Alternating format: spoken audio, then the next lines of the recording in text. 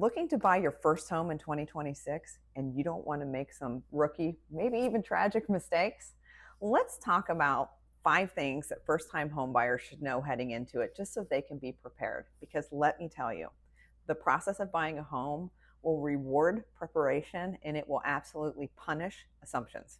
So go in knowing what you need to know as much as you can.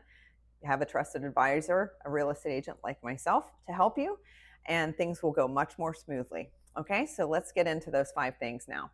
Number one, your budget is more than just a monthly payment. So when you go to purchase a house, you may say to yourself, I can afford a $2,800 a month mortgage. And maybe you can. But there may be some things you didn't think about how that's going to affect your lifestyle. Okay. So perhaps that's the very top of what you could spend. Perhaps a lender even tells you that, oh, yeah, $2,800, you can afford a $2,800 a month payment. And on paper, I'm sure you can. But you need to look at how that affects your actual lifestyle, the way that you live life, the things that you like to do, because there are going to be some unforeseen costs, unforeseen by you because you're new to this and you've not owned a home before, those kinds of things. Okay. So let's talk about some of the unforeseen things. Insurance and taxes. When you purchase a home, you're responsible for the insurance of that home and the taxes.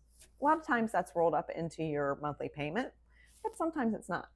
And there may be other insurances and other taxes besides your regular homeowner's tax, okay? There's also going to be maintenance repairs. Sometimes those things are going to be foreseen. You know they're coming, you know you budgeted for them or whatever, but there are other times they're not going to be foreseen. Your hot water heater may just stop working one day and then you need to replace that. And that's a couple $1,000s. So those are things that creep up. So you don't want to have such a high monthly payment that you don't have anything in reserve for when, I call it a rainy day fund, right? Like keep a rainy day fund for the house. Don't use the rainy day fund to, like, I don't know, buy something that you didn't really need, but it came across your Instagram feed and you're like, oh, I got to have that. That's not what the rainy day fund is for. The rainy day fund is for home repairs. You're also going to be responsible for all your utilities, and you might have HOA fees. So let's talk about HOA fees. Not every home is in a neighborhood that has an HOA. Cool. If yours doesn't, that's not something that you need to worry about. But know going in, and of course you will, your agent, your lender, everybody, they're really big on letting you know what the HOA fees are. So in your head, if you have HOA fees and your budget's $2,800 a month, my suggestion is that you roll those HOA fees into that total. So if you are purchasing the home and you have a certain monthly payment and then you have the HOA fees on top of it, does that still total less than the $2,800, let's say, that we talked about at the beginning? You also are responsible for all of your utilities. You are not renting anymore. There's no landlord to call. He's not going to help you with maintenance repairs. You're the landlord. I always tell my clients, you're the landlord now. So if you have something that you were going to call your landlord for, just know you should just call yourself and get started on it right away. Utility payments are not split by you and a landlord anymore. The landlord isn't covering some stuff and you're covering others. They are all yours. So make sure that you have an understanding of what the utility costs for a home are going to be too, because that's going to be over and above your mortgage. And the last thing is kind of back to the beginning. What's your lifestyle? What do you want to do? What do you need to have money to do? So if you like to go on vacation, or you have a new car that you would like to buy, you have maybe student loans that you have to pay off. You have to think about all of that and what that means when you're budgeting. Okay. Number 2, a pre-approval is no longer optional. It used to be that you could go buy a house or put an offer in on a house and probably have it accepted. This was years ago. I know it sounds crazy to me, but I know it happened. So you could go and you could look at houses with your real estate agent. And you could say, okay, I like that one. You could put an offer in and you could actually get in contract pending you getting a pre-approval. That doesn't really work anymore. So here's some things that getting a pre-approval does for you. And I do suggest that first thing you do is find an agent that you trust. I'm happy to help if you want to. And secondly, get a pre-approval. First of all, the pre-approval signals seriousness to the seller, right? So let's say you find a home, it looks great, you want to buy it, you go to put an offer in, you don't have a pre-approval. But the other people that looked at the house and wanted to put an offer in did have a pre-approval. They may even be wanting to pay less than you were going to pay. Doesn't really matter because they have a pre-approval and they're serious, and the seller doesn't know if you are or not. So be serious. If you want to be taken serious, approach the situation seriously with a pre-approval. A pre-approval also helps you move quickly when the right home appears. So maybe you're not in a big hurry. So I hear this a lot. People are like, well, I'm not in a hurry. I know exactly what I want. I'm just going to wait for it to show up on the market. Meanwhile, they haven't gotten a pre-approval, even though I've tried to convince them to do so. And now the perfect home came up 3 months later, and now it's gone because they didn't have a pre-approval and they couldn't get it fast enough. Because I will tell you, we are still in a market where homes that are unique even, and some of them that are just fixed up really nice and they're move-in ready and there's not a lot you have to do when you move in, those are still going pretty quickly and they are still getting multiple offers. Okay, so be prepared, because you do not want to be rushing at the end or right when you find a house that you've been waiting for. Pre-approvals, you get them, they can be re-upped every 3 months or so depending on the lender, and that process is very easy. They don't even necessarily have to pull your credit again. They can, but they don't have to, I don't think. At least I know the lenders that my clients use, they don't always have to re-pull their credit right away. So just get the pre-approval if you are serious about buying a home. It will reduce surprises for you, the seller, the lender, me, everybody. So just make sure that you get that pre-approval, because it really is something that you need. Here's a mistake to avoid though. Online calculators are not always accurate. So what you need to do is you need to get a loan officer that you trust. Your real estate agent can, I'm sure, give you several choices of people that they think would do a great job for you. You need to talk to several of them. You need to get pre-approved with one of them, and you need to let them pull you through that process and take you through that process, because the online calculators, there's a lot that they do not take into consideration. Prior debt, things like that. Like, do I have a student loan, a car payment? I mean, you can put some of those big things in there, but it is not going to be as in-depth as what a loan officer will sit down with you and talk about. Okay. They do not, online mortgage calculators do not replace a pre-approval. I cannot stress this enough. Number 3, the perfect home isn't the goal. The right one is. There is no perfect home. I got news for you. Some people you'll hear a lot of people be like, oh, I bought the perfect house. Okay. They mean perfect for them, which is great. And that's what I want. I want perfect for you, but there is no perfect home. So instead of chasing perfection, you need to focus on a couple of other things. All right. If you want something that you don't want to have to do a whole bunch of work to, I understand that. And that's good, but it's still not going to be perfect. What is most important is location and long-term usability. So you'll hear real estate agents say, boy, gosh, that was a great house. I wish I could pick it up and move it. Okay. Location to where you want to be is super important. Where's that house in relation to where you work? Where's that house in relation to where you play? Like, maybe you want to be close to downtown so that you can walk, home, or you can walk to a restaurant, or you can, go to a bar, and maybe you've had a couple and you don't want to drive home. You can walk home. Maybe that's you, and that's what you need. Okay. And the usability of it, like, maybe you don't want to be in town at all. Maybe you want a house with acreage, a house that allows you to live life the way that you want to live it every single day. All right. So that's the most important thing that you look for. Number 2 is layout. And does that layout fit your lifestyle? Okay. So maybe you are getting to a point where you think in maybe 5-7 years, you're not going to want to do steps anymore. You need to be looking for a ranch. There may be the perfect 2-story in the perfect neighborhood, in the perfect everything. It's already done. It's beautiful. In 5 years, you're going to be miserable because you didn't want to do steps anymore, and now you're there. So please, let's look at those kinds of things. All right.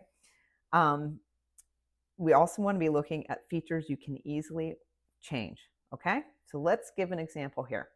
Let's say you really want a first floor laundry. it's kind of a newer thing, newer as in newer builds. Um, so not all houses have it. Should you walk away from what is otherwise a house that is checking all of your boxes because it doesn't have a first floor laundry? Maybe, but also maybe not. So as you're walking around that house, you need to look, hey, okay, laundry's downstairs. I really want it upstairs. Is there a place upstairs that I can get this moved to relatively easily and inexpensively? If the answer to that is yes, you might want to consider, buying that house, even though it doesn't have the first floor laundry that you said you couldn't live without. If it can be moved there easily, you really ought to consider it if it's checking all the other boxes, particularly location and long-term usability box. That's a big one. So take a look at those things with your real estate agent and have them walk you through those things. Cosmetic updates are fixable, but a poor fit isn't. So if you walk into a house and maybe it needs new carpet or new flooring, or maybe the countertops are older, that's okay in most situations, right? Those things are cosmetic and they can be fixed. The things that you want to make sure fit best for you are the location and the layout of the home. Those are the things that are more important than what color the carpet is or if it has new flooring or not. Number 4, inspections protect you, but only if you understand them and know how to use them. So that's a big one. An inspection is not about finding a flawless home. As we just discussed, it doesn't exist. Even a new build will have items that come up on an inspection report because they missed something or just something isn't the way it's supposed to be in a build. Okay, what an inspection report is for you to help you identify major issues. This is not an opportunity for you to nickel and dime the seller over little maintenance items, because as we've discussed, houses are not perfect. They are living, breathing things that change over time. So they might be little maintenance-y things that the seller didn't even know about, so they didn't fix them. So what we're looking for are safe, sound, and secure. We want that house to be safe, sound, and secure for you. So does it meet safety standards? Is it sound? In other words, is the foundation good? Those kinds of things. Is it secure for you, right?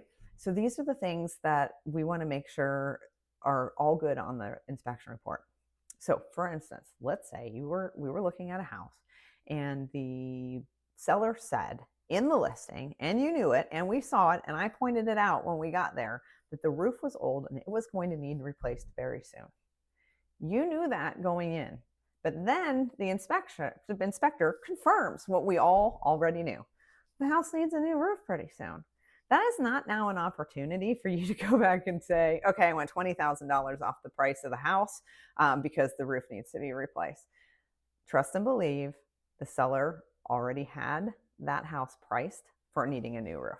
It's probably why you were interested in buying it in the first place. It's not a surprise. You knew about it going in. I'm not saying we can't talk about it. We can't maybe negotiate around that, but just understand, especially if things were disclosed, it's going to be really tough to get a seller to give you any monetary reduction of price or any help or fix on things that are like that, okay? The report will also help you understand future maintenance. So we're going to use the roof example again. Let's say the roof is relatively new. Maybe it's only 10 years old. And then the inspector confirms that it's only 10 years old. So know that in about another 15 or 20 years, you're going to need to put a new roof on that house if you're still there. And you might be, especially if it's your forever home. Although if you're a first-time home buyer, you may not still be there, but let's say you are. Let's say that you love this house and you're planning to be in there forever. You may need to replace that roof. So you need to be thinking ahead. Okay, how much does a roof kind of cost? Albeit in 15 or 20 years, it might be more than what it is today, but you should start putting in that rainy day fund your roof repair, okay? Negotiating responsibly when needed. So if there are things that need to be negotiated out of the report, then you want to be able to negotiate responsibly from a place of knowledge. And that is what that report gives you, okay? Don't panic over long reports. Focus on material issues. Reports that are inspection reports tend to be lengthy. Don't let that scare you. some of that, a lot of that length is pictures, and then some of it is just the inspector going, okay, check this, it looks good. So we are going to, hone in on material issues and not minor wear and tear. Number 5, your agent should be a guide, not a gatekeeper. We are here as agents to help you avoid emotional decision making. Okay? I am wanting you to buy the house that's the best fit for you. And I am also here with the market knowledge and the knowledge of this business and homes that I have over the course of more than 350 transactions now. So I will tell you, well, first of all, let me tell you what I'll never tell you. I will never tell you, no, you can't do that. Absolutely not. Or you must do this. Okay? That's not my job. My job is to impart to you the knowledge that I have gained over the course of my career in doing this job and give you options, and then you will pick the best option for you. So if things come up, I'll say, okay, we got some options here. We can do this, we could do A, we could do B, or we could do C. And here's the potential ramifications of each of those options. Now, Mr. and Mrs. Buyer, what would you like to do? That's what I'm there to do, okay? I'm not there to bully you, and I'm not there to gatekeep. I'm there to inform and teach. I'll also be there to navigate negotiations strategically for you. So that means that I will take, again, all the market knowledge that I have, plus the knowledge of having put in many, many, many offers. If I've sold 350 houses, imagine how many offers I've put in, and negotiate for you in the best way that I can. Again, you make decisions, you make final decisions, you are in the driver's seat. I'd like to call myself the quarterback of the team, okay? So I've got you, the buyer, I've got the lender, I've got the title company, I have the inspector, I have all those little people. You're all on my team, and I'm the quarterback, and I'm just there making sure everybody's talking to each other and we're all moving forward down the field. Every once in a while, someone will throw a flag on the play. That's okay. I've seen a lot of the flags, and we can either get through it, or maybe we decide that we don't want to move forward with the house. But it's not going to be because I forced you to do that. It's going to be because I had a discussion with you and I gave you as much knowledge as I could to make the best decision for you. I'm not trying to make you buy the first house that you see. I'm not trying to make you buy the most expensive house that you see. My job is to help you make a solid financial decision, so that as you take this big step for the first time in your life, buying a home, it's the best first step that you can make for you. So, final takeaway: find yourself a good agent like myself who can help you. Then get yourself pre-approved. Be prepared. That preparedness will save you money, heartache, tears, and stress throughout the process. And if you are looking for a house in 2026 and you want someone to help you, drop a message to me or write a comment. I will get back to you and we can talk more. We can sit down and have a buyer consultation, and we can talk more about what this looks like specifically for you in your situation.